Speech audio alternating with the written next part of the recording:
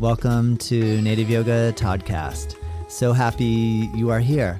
My goal with this channel is to bring inspirational speakers to the mic in the field of yoga, massage, bodywork, and beyond. Follow us at Native Yoga and check us out at nativeyogacenter.com. All right, let's begin.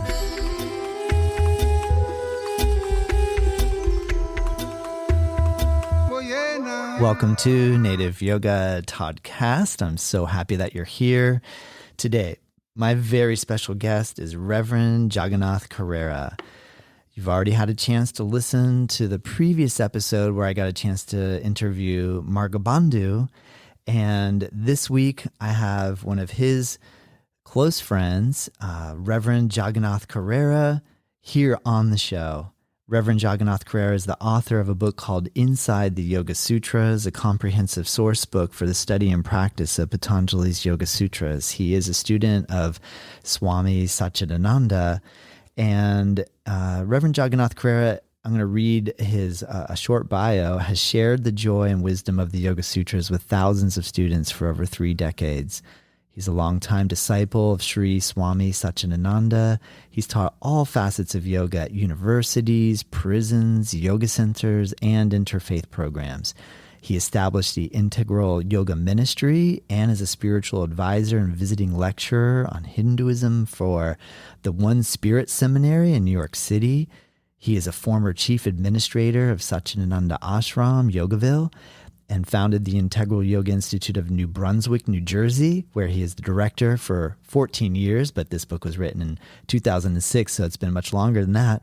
He served as a dean of academics at the Eastern School of Acupuncture and is a member of its governing board, a senior member of the Integral Yoga Teachers Council. He co-developed the highly regarded Integral Yoga Meditation and Raja Yoga Teacher Training Certification Program. Yes, that's what I'm talking about.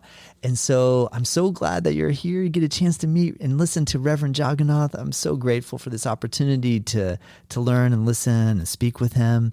And then on the next episode to follow, you're going to get a chance to hear me interview both Reverend Jaganath and Margabandhu together. These guys have such an incredible rapport with one another, so much mutual respect and love, and I can't wait for you to hear it. Thank you so much for joining in. Let's go ahead and begin. I'm so delighted to have this opportunity to bring Reverend Jaganath Carrera onto the podcast today. Reverend Jaganath, thank you so much for joining me. I really appreciate this. Oh, thank you, Todd. It's a pleasure to be with you. Well, thank you. I feel honored, and I have the pleasure. My first Yoga Sutras book was Yoga Sutras of Patanjali, a translation and commentary by Swami Satchidananda. And because I, in part, was really, I don't want to say confused, but I found it challenging. I didn't know how to make sense of it, in which case I found your book, which was published in 2006, called Inside the Yoga Sutras, a comprehensive source book for the study and practice of Patanjali's Yoga Sutras.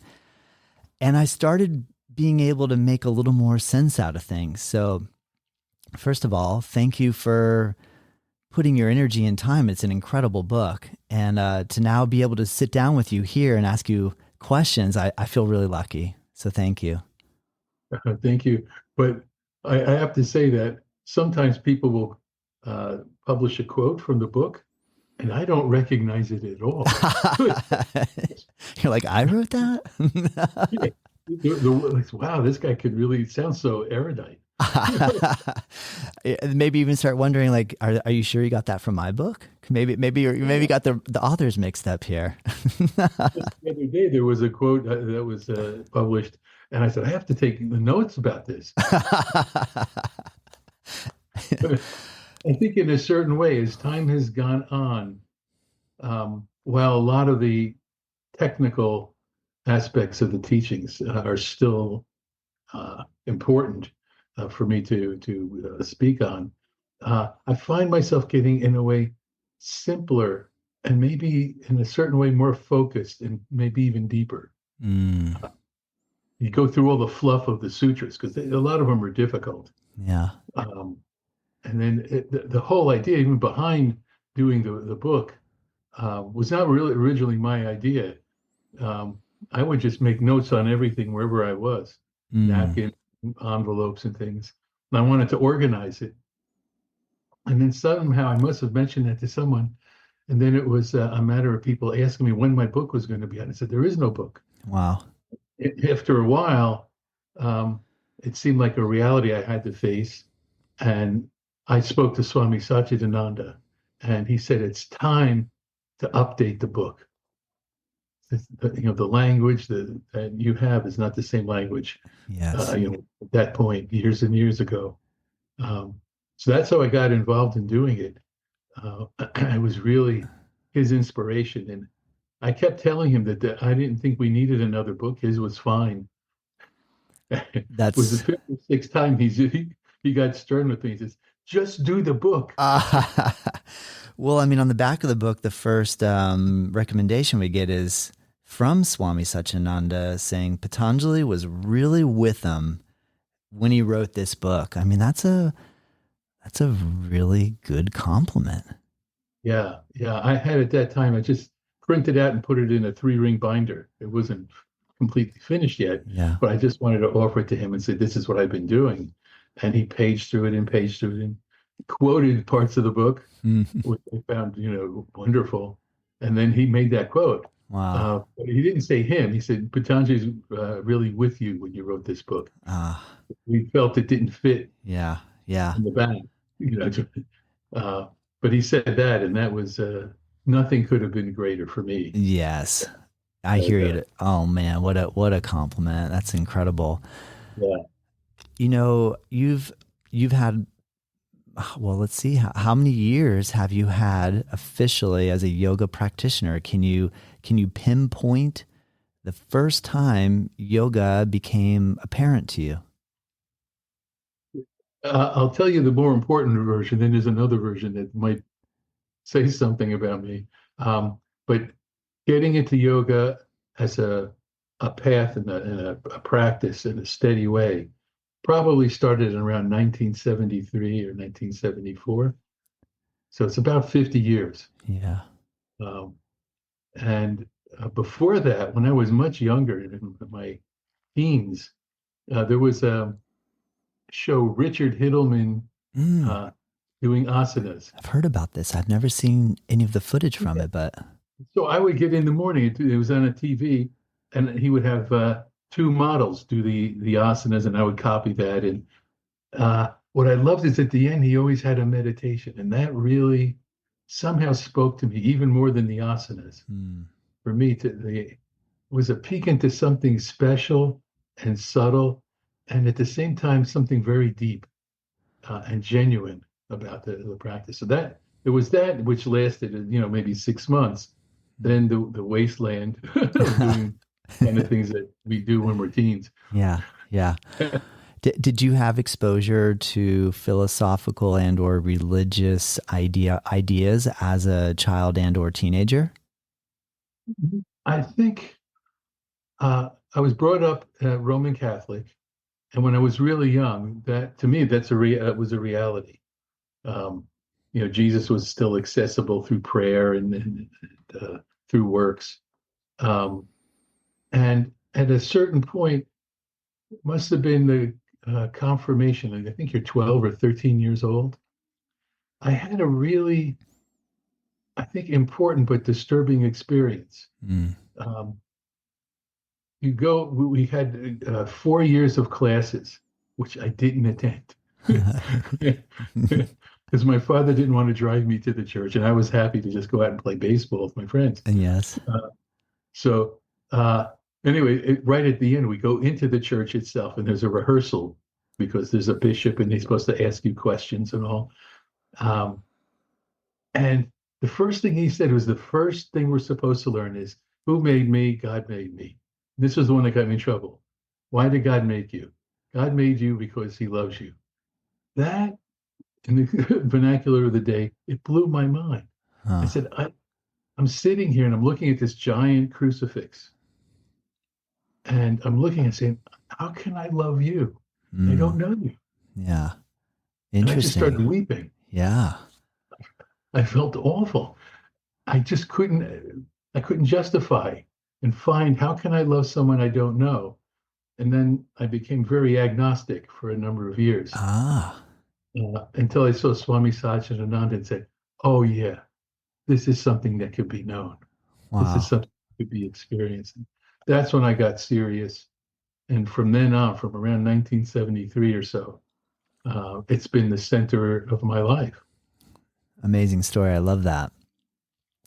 Do you feel like he brought this sort of connection of understanding where it felt real versus disjointed and or far removed from possibility?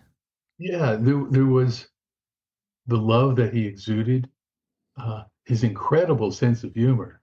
I mean, you'd go to a lecture, a 2 hour lecture, and you spend 50% of the time laughing at his jokes, but they all had like a message too. Yeah. Uh, Yeah. and the first time I saw him in person, oh, this is to me, it's an interesting story. Before I Please. saw him in person, there's a very powerful moment that I heard with him. Uh, I was painting my bedroom, and it was late at night, and everything got delayed, and it was somewhere around 9 or 10 at night. I'm painting and painting, and at that time there was a radio station, WPLJ, I think it was, played rock and roll, and I was a musician then. So I was listening to the music, and then at a certain time, this was a Sunday night, they stopped the music, and it became a talk show.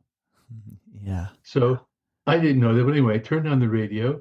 I'm painting with the roller, and what the first thing I hear is a young man's voice. This is the first words I heard from him. He said to someone, at that time I didn't know who, said, "If you don't give me a reason to live tonight, I'm going to kill myself." Wow.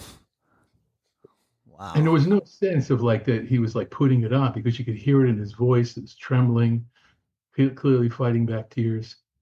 And I stopped with painting, and I was sitting there holding the roller, sitting in a chair, and I couldn't turn away from this man with an Indian accent. Uh, It turned out to be good. wow. I don't remember what he said now, Yeah. but I was in tears. Wow. Uh, at the end of like 5 or 10 minutes of talking by him, this young man said, "I think I have a reason to live." Whoa. Fortunately, he lived in Manhattan and could go to the Integral Yoga Institute there to Wow. delve into the teachings. So Amazing. that was a first real impression of who. And I said, "Who is this guy?" And this is before you actually met him in person. So you Yeah, heard this through and you hadn't heard of him prior to this. You're just painting and listening to yeah, music. And here yeah, comes this yoga yeah. teacher, this spiritual master. Oh man, that's interesting. Yeah. And I go, "Who is that guy?" And then it just fell away for a few years. Then when I got back into yoga, there was a program at in New York City. I forget the name of the church. Um, And I'd been into yoga for a while, like 6 months or so, and doing asanas and meditation. Um, and I was really attracted to what I heard from him. And he gave a wonderful talk, but this is a little hard to put into words, but it's the essence of what really kept me into yoga. At the end of the program, a number of people went up to the stage where he was, and there was this. I only can think of calling it one thing, a ballet. He, people would give him often like a banana or an apple or something, and they would offer it to him. He's leaning forward, he's up high, and they're reaching up, and he would take it, and then he would immediately give it to someone else. Then another person, and there was such an ease and flow. Yeah. And Yeah. I saw the love they had for him, the respect they had for him. I couldn't, I couldn't turn away from it. Yeah. And I came with these other people. I said, "Come on, we have to go." And I said, I can't. I had to stay. There was something in that, an offering that was accepted with such care and love, and then passed on to someone else. And I thought, this is the yogic path. You Mm, gain something, but you give, mm. right? I love That it. That, flow. yeah. Um, Yeah. that's when I got serious And after that program. That's when you really kind of knew, I want to dig in on this. Yeah.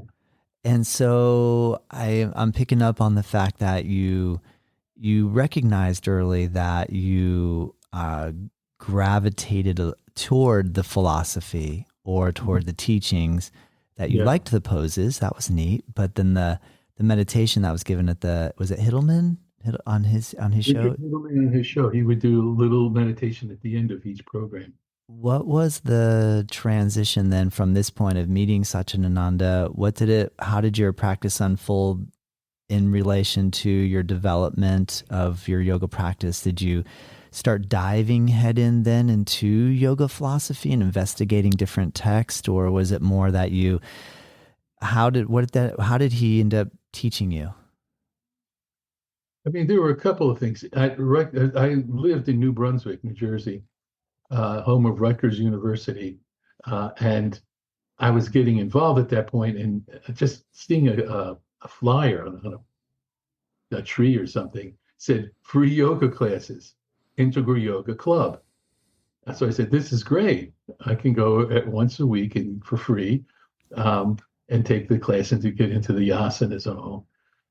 I got very friendly with the teachers. There were two teachers. Both were disciples of Swami Satchidananda. So they helped me, answered a lot of my questions. And that's when it started getting really more regular for me. And I had someone to the short story is one of them, his name was Nataraj. He recognized my zeal, which is really, I was in high gear. And he says, "Look, anytime you have a question, anytime you could call me." I took it seriously, and I'd be reading these books. Oh yeah. One time I called him at 2:30 in the morning. Oh man.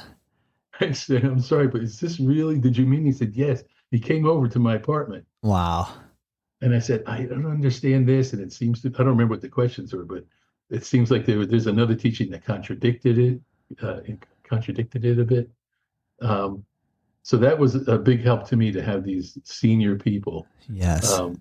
As like guides for me. And I learned a lot from them.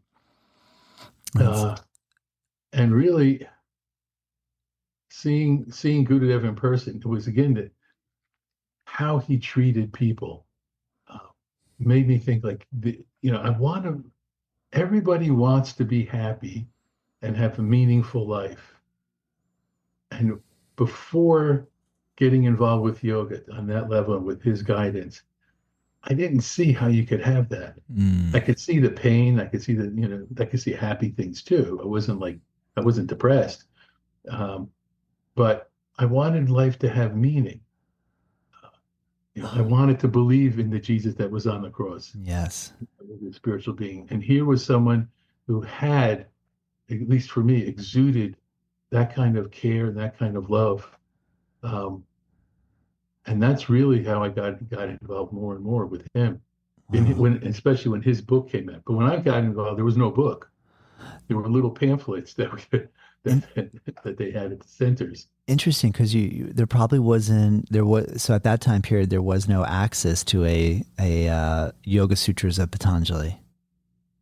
There was one book called How to Know God, which is it was a sutra book by Christopher Isherwood, I think and Swami Prabhavananda. Those two people did this book, and I read that, and that was helpful. But when I went to get it, I read about it somewhere, and there was a bookstore in New Brunswick, and I went in there and I said, "I want this book," and he said, "What kind of a book is it?" I said, "Well, it's a yoga book." And he brought me to the section of cookbooks. Thought you said yogurt.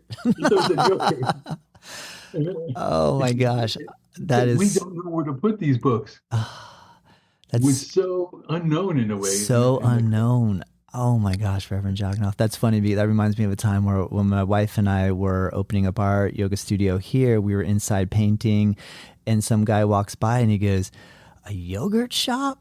You guys are going to have yogurt?" And we were like, "Oh, I'm sorry to disappoint you, but it's going to be yoga." And he just was like, "That's not what I want." And he took off, and I thought, "Oh no, we got a big hill to climb here." But that's so funny. I love hearing that story. I mean, I like the fact that you're bringing attention to the reality with which the amount of information we have access to now and with the ease with which we have access. But in that time period, it was totally different. And so I'm so curious to hear how this evolved for you. When Swami Satchidananda did his commentary on the Yoga Sutras, were you with him when he was doing that? What were you aware that he was writing this commentary? And yeah, I was aware of it. and, There was no book then. You little cassette tapes would have parts of talks that we had. We had that, and yeah, the book came years later, but that also, in a similar way, if I could backtrack for a little bit earlier on, please. A really important feature of his teachings that I think motivated me. And it started with a book from another spiritual group, which I won't name. And it was all about meditation and very intense, very thick, but pretty much, and I'm not exaggerating, almost every page, this author said, and this can only be achieved by, and then their brand. This can only be achieved by. Got it. I started getting depressed. It was yes. so intense. And I didn't have that relationship with Gurudev yet, or it was called. Yep. And I was asked, my wife asked me to go to Barnes and Nobles in Manhattan to buy some books she needed for class. So I thought they might have some books on yoga, and they did. And I wanted something deeply, intellectual and filled with ideas.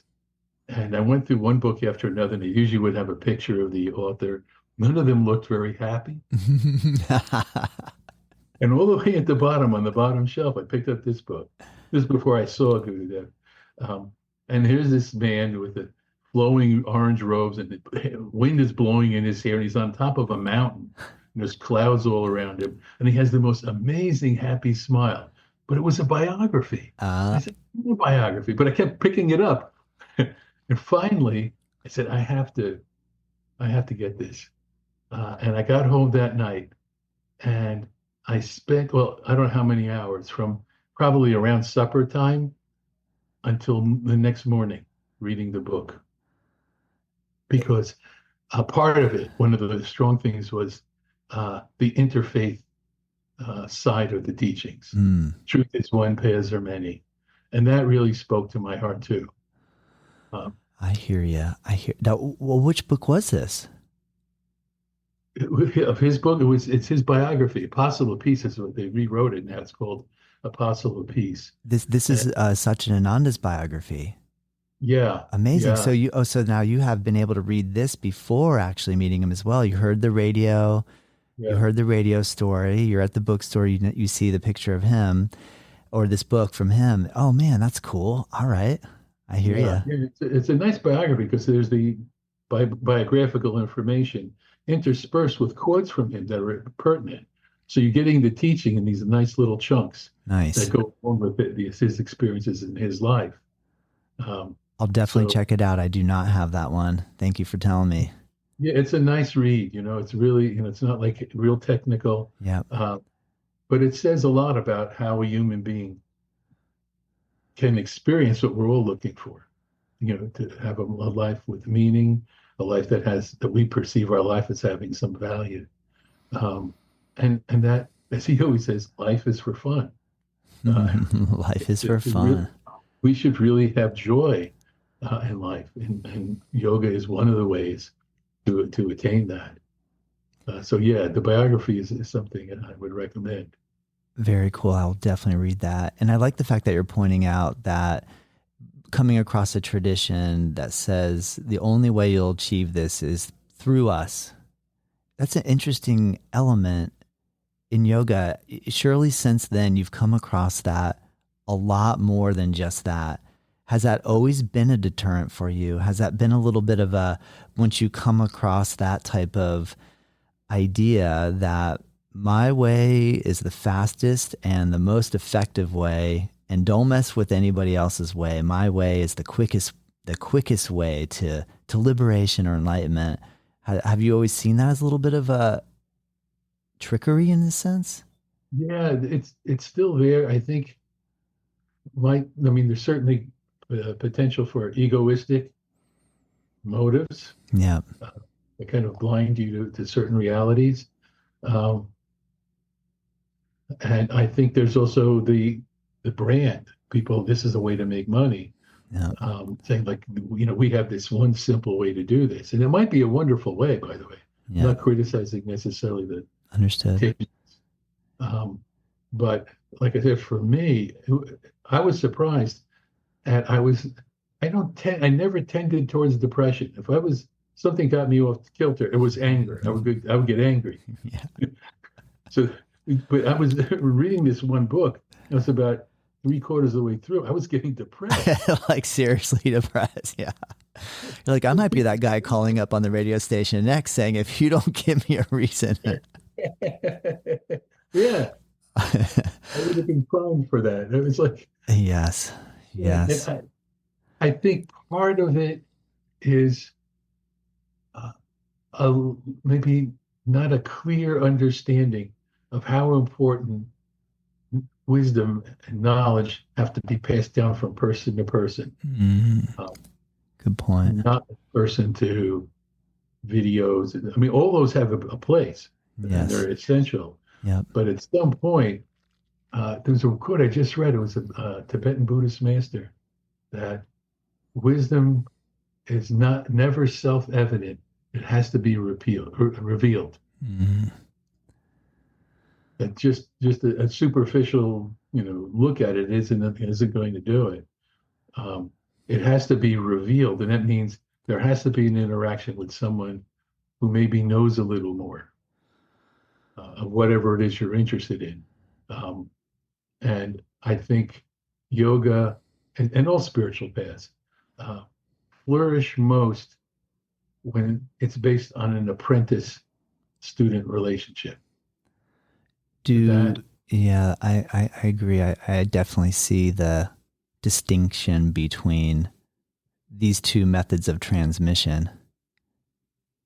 Yeah. What medium do you currently work with? Do you do one-on-one mentorship as well as larger group teaching? Yeah, we have programs where people come that don't get really close, but they come to, we have every Friday night, we have a satsang, different subjects and different things that we do and guest speakers. So that could be anything, but there are a number of people, probably 30, 40 students who are initiates into our style of yoga. And then there's a lot of individual things, problems come up. And it's getting to the point now where some of our teachers have been 18 years with us. Wow. So now it's like they could see that person. Yes. Like, I'm really interested in passing this on. I don't want it to be all on me. So now it's like, my focus is more and more like, what can I do to prepare you for when I'm no longer available?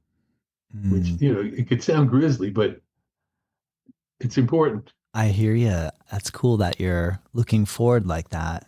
I appreciate that.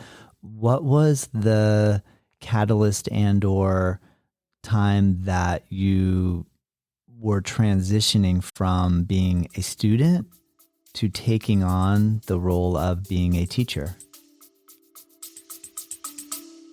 Stay with us. We'll be right back. I really hope that you're enjoying this episode, and I just wanted to take a moment to announce a course that I'm really excited to release. It's a free course, and it's called 8 in 8, Learn 8-Limb Yoga in 8 days. My goal is to help coach you along in the Ashtanga yoga practice in a way where we take just the sun salutations, the fundamental asanas, and the final breathing poses, break it down with some philosophy videos as well, explaining the 8 limbs of Ashtanga yoga in a very easy to use, friendly course that is totally free. Click the link below, check it out. Let me know what you think. All right, let's get back to the episode.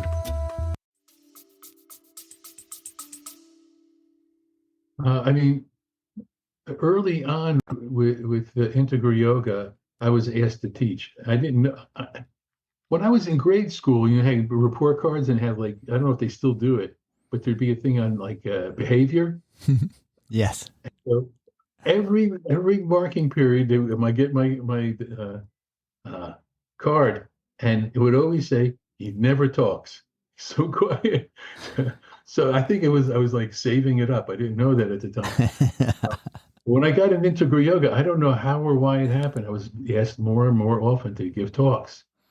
Um, then Gurudev Satchidananda asked me to be part of teacher training. So I was doing teacher training, one of the main teachers for the 10-day retreats we would have once a year. So I was getting experience that way. And at one point, I don't know what year it would have been, 1987 maybe, he asked me to move to Virginia, Satchidananda Ashram, which I did. Left New Brunswick, went to Virginia, and I was still teaching then. Then he had me become, I think it was vice president administrator. That was my title at Satchidananda Ashram. And then through a number of things that aren't particularly pertinent, it was important for me and my wife to come back to New Jersey, which he was actually fine with. He understood why. And he said, yeah, go and do that. And I was actually going to acupuncture school. I read that you're an acupuncturist as well. Yeah, I haven't been practicing in a while because of the teaching, but I came and did that. And then it started where I would give a talk and people started wanting to be more and more with me. And it started happening where people said, well, I see you as like a guru for me. And I said, no. Flat There's this out. one person who was keeping track of it and said, for 6 years, you said no. Every time you were constantly being asked, I would say, no, no, no. And then I remembered what Gurudev once said to me. He said, if someone sees something beautiful you've developed in you, don't disturb that. Mm. It's their vision that's causing it. They're seeing it. It's not you as the teacher in a way. It's the student's ability to see something in the teacher, like I saw in him, something that attracted them. And so that became the beginning of Yoga Life Society. It was never my intention to do that, but they were in this initial group of students really wanted to have something of their own. I'm still teaching the same thing I taught Gurudev. I'm still, an integral yoga minister, but we have yoga life ministers, and really it's just a lineage. Yes, Lineage. I understand. Can you explain the title? You're Reverend Jaganath. Where does and how does the title Reverend come in? It's kind of my fault. It's kind of my fault. Of course, in integral yoga, we had sannyasis, swamis, monastics. And I saw the benefit of that kind of formal commitment. Of course, the commitment, more or less like the typical monk or nun, poverty, celibacy, obedience. Although it's a little bit different the way it's presented in yoga. And I was very close to a number of them. I was working with them side by side for years. And I saw the power of a formal commitment in a way like letting your mind know to the roots, this is serious. I'm doing this. Yeah. I'm not backing. I want to serve. All in. Yeah, it's all in. But then I started thinking, I know all these householders that are just as connected and real about this. So I wrote a letter to Swami Satchidananda at one point. I said, there's one step back. My mother had something inadvertently to do with this. I was telling her about Gurudev. My mother was born in Italy. She was a war bride, mail order bride. And she was asking me about Gurudev, and I was feeling so tortured trying to put it in a way that she would understand and accept it. And then one point, she was thinking. She said, "Come follow me." She went up in the bedroom, opened up a dresser drawer, and she pulled out this information with St. Francis on it. She says, "Oh, it's the third order of St. Francis. You have the poor class for the women and the friars for the men, but then you have for householders the third order of St. Francis." So that was in my head. Putting it back now into integral yoga, I thought, well, maybe that would be appropriate for us as well. I wrote Gurudev a letter, and in those days it was all slow like that. A letter. Yeah, right. A couple weeks later, And a stamp. Yeah, I know. Thank you for reminding us, because I love that time period. But I agree with you. I hear you. It was a whole different world then. He wrote back to me and saying, I think this is almost his exact words. He says, "I've been thinking of this for a long time, just waiting for someone to come forward. Let's do it." And it was only a couple of months. He says, "Let's do it in July of that year. Guru Purnima, celebrating the teacher." Yes. Says we can have our own ministry. And that's how it started.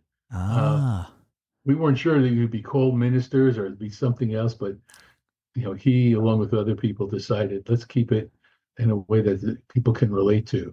So it's an interfaith yoga ministry. Very cool. I did not know that. I was so curious about that. 1980, that was. Huh.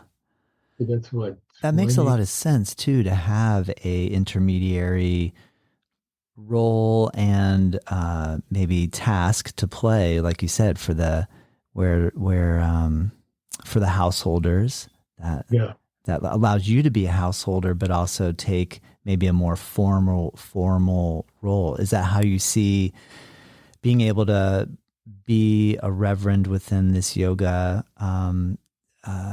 school allows for you to be kind of like a sannyasin, kind of like a renunciate, but on the role of for householders? That makes sense. It's in fact the vow of the minister is based on the vow from the sannyasins, but instead of like poverty, it's like non-attachment to those things. So it's you're not making a vow of celibacy if you're a married person. So it's shaped in a little different way, so that the essence of what that mind and life is about is the same. Yes. And he said they're married monks. That's how he would jokingly say, "This is not that much difference between the ministers and the sannyasins." He said it's only a couple of things that are different, but essentially you're like a married monk. Yep. And over the years, maybe a little bit surprising to me, how often our ministers are called on to do memorial services, weddings, baby blessings, all those things, in groups of where people are not yogis, and can speak. And this goes back to the idea of the interfaith. Our logo has a yantra with all the different faith symbols around it. Yes. And there was a time I was doing a wedding in Montreal, and the couple that insisted that it be done outside. And it was in the Laurentian Mountains, outside of Montreal. And I was setting up the altar outside, and I knew that the father of the groom hated the idea that I would be there. And he said, he's really kind of a little bit violent guy. And I want to talk to him. I said, no, I'm right after, because right now. Like, great, this is really getting me excited here to do this ceremony. So I said, okay, after. And so the ceremony happens. My robe caught fire. The wind was so windy, it blew up the tail of my robe, and it fell on the altar by a candle, and it was on fire. And the person who's assisting me is waving frantically. Oh my gosh. I was like, why is she waving like that? And she came with a bowl of water. And anyway, so so afterwards, there's like the receiving line, right? You come, people, hello, how are you? Thank you. So this one little fellow comes up and he's all tears. He's in his 60s. He's all tears. And he said, thank you so much. He said, I hated this because I'm in business, the guy said, and my partner's daughter got married in the church, but the minister refused to look at her because it wasn't the same religion. Like literally, he said would talk only to the male and not to the female. Yeah, I got it. And he saw the yantra with all the symbols. Yep. And he just fell in love with it. And he was a very wealthy guy. He took me to his home. Said, stay with me tonight. Stay with me tonight. The next morning, we're walking around outside. It's a beautiful day. And other people were walking around. He would stop everyone and says, you should listen to what he said. It's one truth, many paths. He was just completely changed just by having that service. That's so cool. It is, yeah. Like, and of course, I'm feeling great because, like, yeah, they're getting it. Yeah. You know? Yes. One truth, many paths. When your outfit caught on fire, though, did you have a moment of thinking this is not going how I had planned? Yeah, well, yeah. This is not looking so good. Here, this guy's judging me. I'm catching on fire. It seemed like it was going to be exciting. It was a beautiful area, and the thing is, in this case, the bride insisted on outside. Oh yeah. And I said, it's pretty windy. It could be. She said, no, it has to be. It's my dream. I said, okay.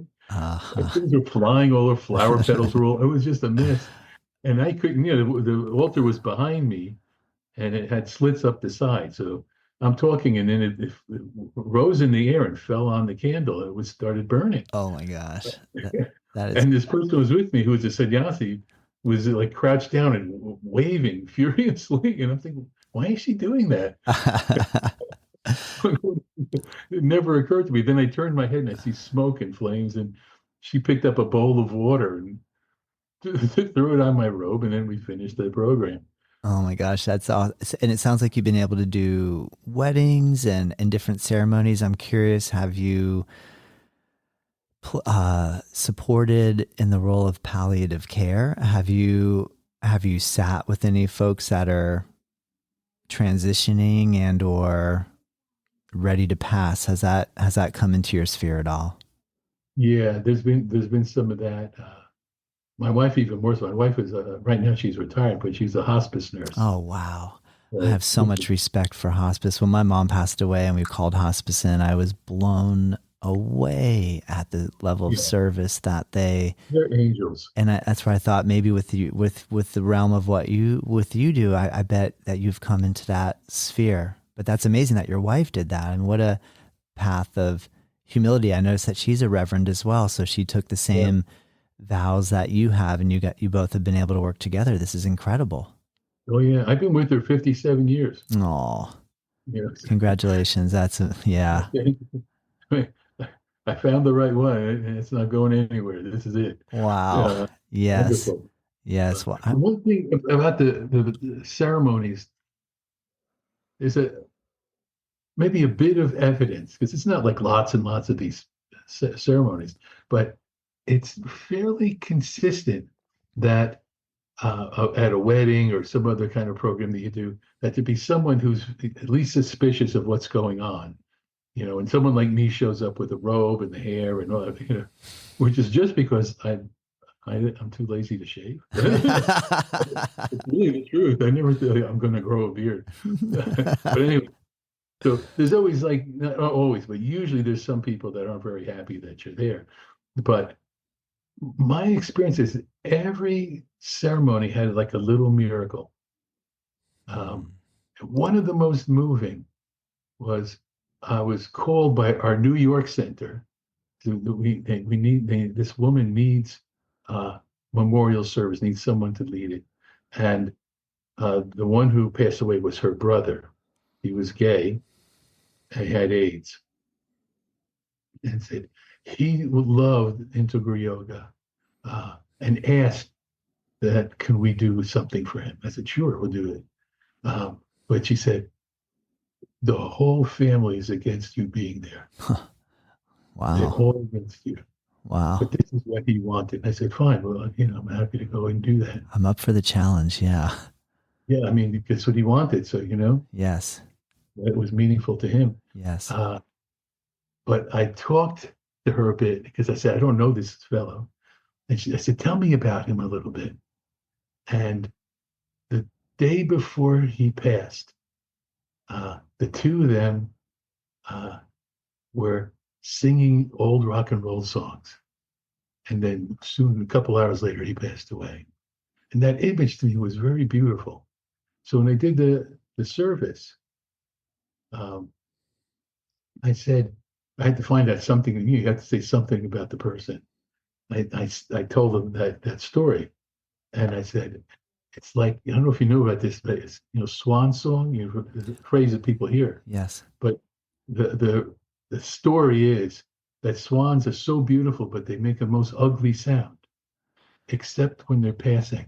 Oh, wow. They make the most, this is the story. I don't know if it's true. I didn't know that. Yeah. That's cool. I never thought of that. Yeah. And when they're passing, it's the most beautiful sound on the planet. Wow. Yeah. And that's why you call it a swan song. It always happens at the end of something. That makes sense. So I don't remember his name. I said, and this is what happened, and that was his swan song. And afterwards, his mother came up to me, and she put a hug on me that was like so.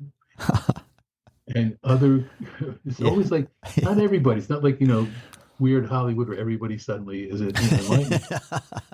But there's almost always one or two people that this message that we have in yoga reaches them. Yeah. There's something about its purity, its power.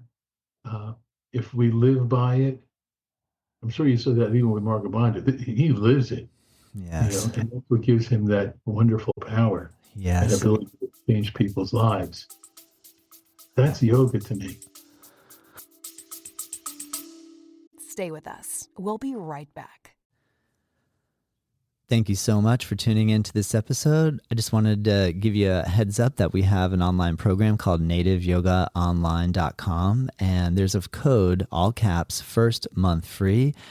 We upload our daily classes that we teach here at Native Yoga Center, making it accessible for you no matter where you are in the world at any time of the day and or night that you want to practice. We're here for you. All right. I hope you're enjoying this episode. Let's get back into it.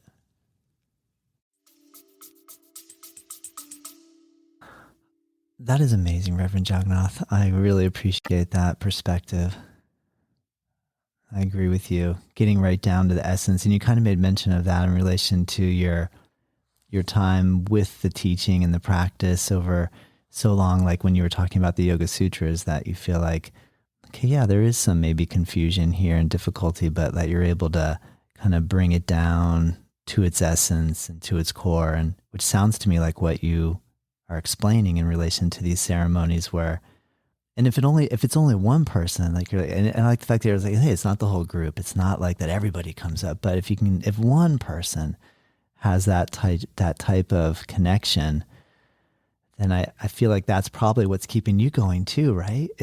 Would you say that's one of the big sparks and fuel that's keeping you engaged in the yoga community for 50 plus years now? That's a huge inspiration to me, both you and Marga Bandhu. I can't tell you how much I really just want to do it. I want to follow in both of your guys' footsteps and just keep going here. So it's encouraging to have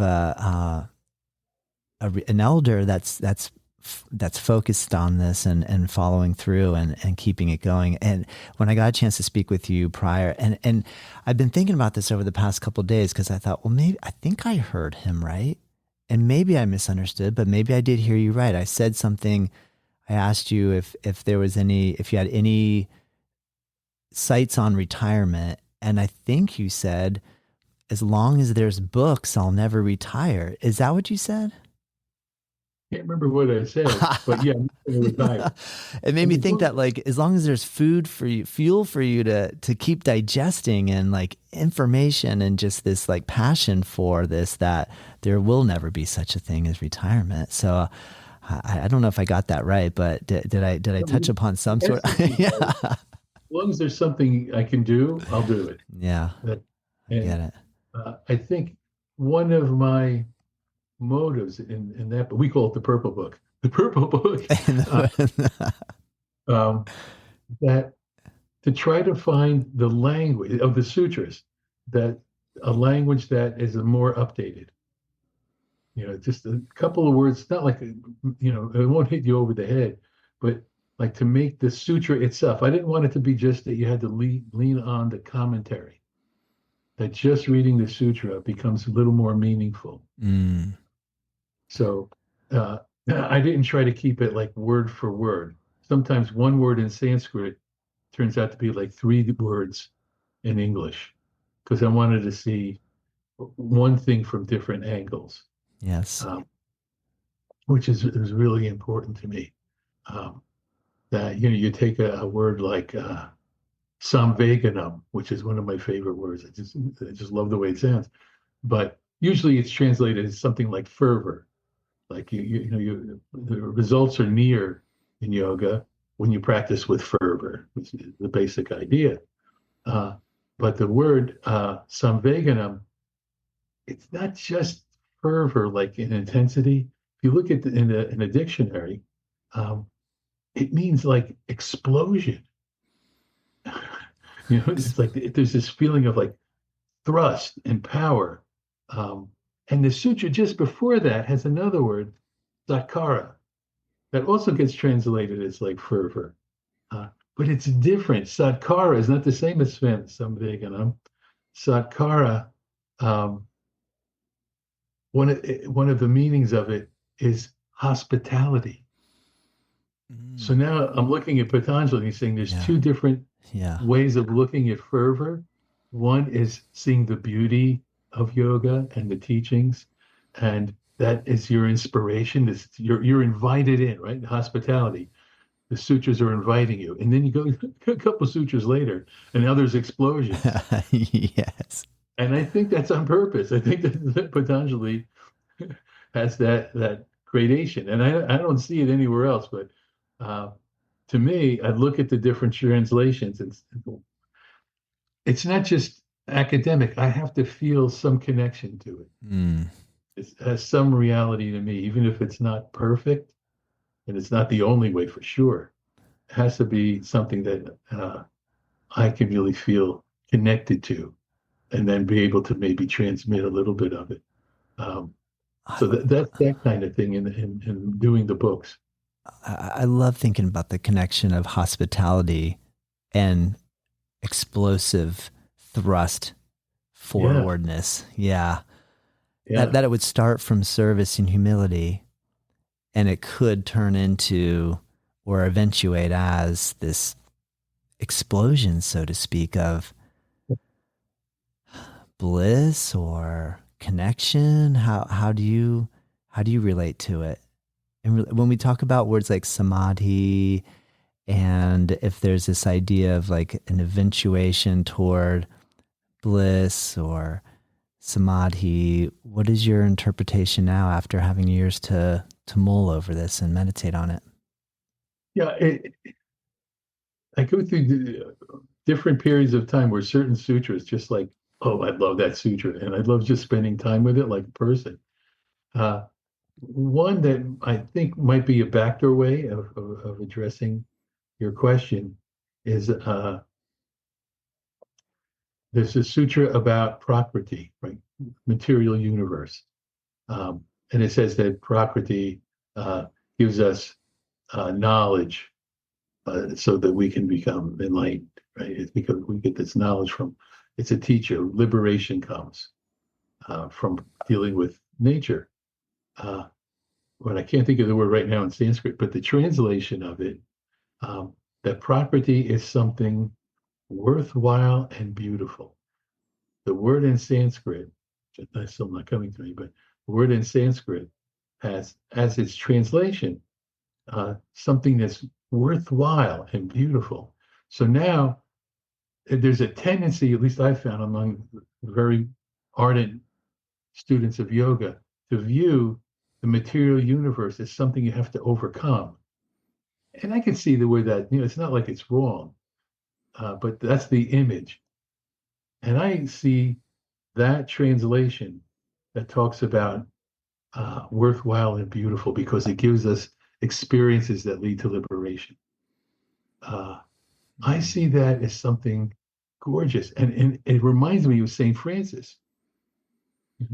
This beauty of nature that's there. He was like that. He never thought that God appeared as nature. It wasn't in his philosophy, but that everything in nature was God sending a message. And it's a hopeful message, and it's a supporting message, and it's something that protects. Yes. Yeah, I love that. That is a really great way to look at it. Reverend Jaganath, have you explored multiple other texts? Material universe. Oh my gosh, I think what happened, Reverend Jaganath, is we got a little glitch where the Zoom kind of glitched and I didn't see you moving, and I thought, uh-oh, did I lose him? So I started talking, and then you came back in, so I really apologize there. Oh, that's fine. I did follow you along the lines of the Saint Francis of Assisi and this appreciation for nature and the way that can produce a connection like this, as opposed to the yogi moving beyond nature, or like, let me try to put that aside and put myself over here in this place. But I didn't hear your final statement. Would you be able to repeat it? No, there's a law. I can only say it once, and then the universe didn't want me to hear it, I guess. I hear. Yeah, I think it's the point of that to me is to not get into seeing any of nature as an obstacle or an oppositional way. Yeah. That it's there, it's beautiful, we can learn from it, and we should learn to appreciate it because it's nature, it's the universe. Yes. And it's not to be conquered. It's so clear. And to me, the sutras, it's so clear. It gives you experiences and liberation. Experiences, liberation. It's your friend. Yeah, we have issues with it, right? The parts of nature that are difficult for us. But none of it is really oppositional. Is that a word? Yeah. Oppositional? Yeah. Oppositional. All of it should be seen as this incredible encyclopedia that nature is. And it's there to teach and to guide and to bring us to pure spirit. Yes. That's beyond nature. Thank you for following that idea through. I did not hear you end it like that. Thank you. Sometimes people will critique Yoga Sutras as being a dualistic philosophy, and maybe from, say, Tantra literature, we'll say our philosophy is non-dual. But from what you just said, it sounds to me like you're almost now interpreting the sutras as an element of non-dualism, and this idea of touching the ground and feeling the earth as that's one of the places we can really find liberation, is through this experience of living. Does that resonate with you? Yeah, I think it does. Actually, it was interesting because I've been studying up more on this whole thing, like the Advaita Vedanta and Sankhya Yoga, which is another thing. And I think ultimately they're all valid. And we're just trying to find a way of establishing a relationship that makes sense in reality. And let me get involved in that relationship, whether it's non-dual or like Sankhya, where you have the two parts, and yoga, which has the third part with Ishvara, right? The God level. If it gets me to have an understanding, even though we know that isn't going to be exact, I want to have a relationship with the universe, with nature, with consciousness. I want to understand what is consciousness? How does that happen? I mean, the simplest thing is like, Yes. how do I know that it's me? I mean, Yeah. I close my eyes and say, that's me. What did I just see? What was that? I'm looking. There's nothing but dark, but I know it's me. You know, any philosophy that gets me to embrace and ponder and dance with all the aspects of creation and of self with small s and capital S both. Yes. That's a fine philosophy for me. I hear ya. Yes. And interestingly enough, Reverend Jaganath, when we started, for those of you that are listening, we're also recording this and have this on our YouTube channel. When we started, we're on you're on the East Coast, I'm on the East Coast. I'm a lot further south here in Florida. You're up in New Jersey. It's already getting dark there. Here we still have some sun. And when we started, it was a lot brighter behind you, but now you're illuminated because it's dark behind you, and the computer screen is like shedding all this light on you. So slowly through this conversation, you've become more illuminated. I didn't see that. Yeah, right. Yeah, that's the image of me. Whatever the right. Or Coming back to that question of like, who am I and what is Yeah. consciousness? And it's becoming clear. I can see you a lot clearer now over this 1 hour. You've become much more clear to me. Oh man. I am so thankful, Reverend Jaganath, for this opportunity. And what I'm so excited about is, I've been able to have Marga Bandhu and now you, and then our next episode is an interview with the three of us together. I get to talk to both of you together, which I'm so excited for everybody to have a chance to hear. And I'm so grateful. Every morning I'm waking up and I'm writing in my gratitude journal, 3 things that I'm grateful for. And this morning was I get to talk to Reverend Jaganath. So I feel really, I've been excited all day for this, and I really enjoy this opportunity. I'm grateful. Thank you. Oh, thank you, and may all the blessings flow to you always. Oh, thank you so much. Well, I look forward to our next session, and I wish you a wonderful evening. You too. Thank you, Todd. Thank you. Thank you. Om Shanti. Om Shanti.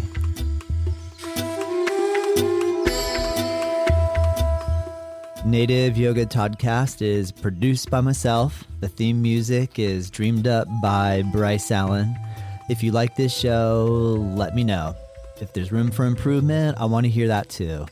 We are curious to know what you think and what you want more of, what I can improve. And if you have ideas for future guests or topics, please send us your thoughts to info@Native Yoga Center.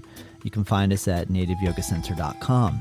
And hey, if you did like this episode, share it with your friends, rate it and review, and join us next time.